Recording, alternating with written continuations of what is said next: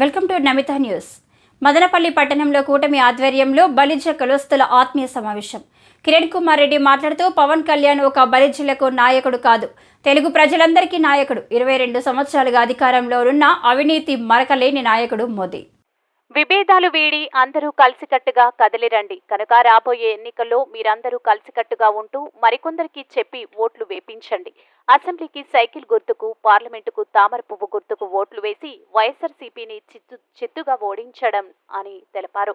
BJP అభ్యర్థి మాజీ CM Kiran, TDP అభ్యర్థి షాజహాన్ బాషా, బీజేపీ జిల్లా అధ్యక్షుడు సాయి లోకేష్, రాష్ట్ర జిల్లా స్థాయి బలిజ నేతలు, స్థానిక బలిజల నాయకులు, బలిజ కులస్తులు పాల్గొన్నారు. కానీ నరేంద్ర మోడీ గారు 10 సంవత్సరాల్లో ఒక్కరోజు సెలవు తీసుకున్నాడని ఎవరైనా విన్నారా మీరు?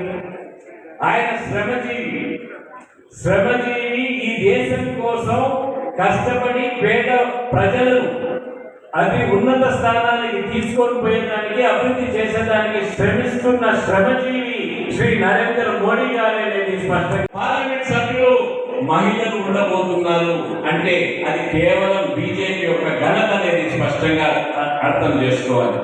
మీరు సిద్ధమేనా? మహిళలు పోటీ చేసి మీరు చేయాల్సిన అవసరం. ఇది కూడా ఒక విచిత్రమైన బిల్లు. ఈ ఎలక్షన్ నుంచి పెట్టే పార్లమెంట్ సభ్యులు, లోక్సభలో పార్లమెంట్ సభ్యులు వాళ్ళు సీట్లు తీసేసేదానికి వాళ్ళు ఓటేయాలి. మీకు అర్థమైందా? పార్లమెంట్ లో సీట్లు పైన పార్లమెంట్ లో ఈసారి అధికారంలో రావాలని స్పష్టమైన లక్ష్యం పెట్టుకుంది. ఆ 370 స్థానాల్లో మన రాజంపేట మీరు పెట్టారా లేదా అని ఎన్డీఏకి 400 స్థానాలు గెలిచాలని ఒక ముఖ్య ఉద్దేశం పెట్టుకుంది.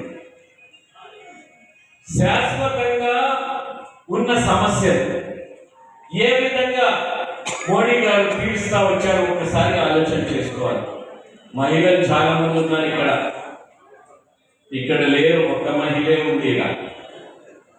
వచ్చే ఎలక్షన్కి 33% మనం దిగాల్సిందే, వాళ్ళు ఎక్కాల్సిందే.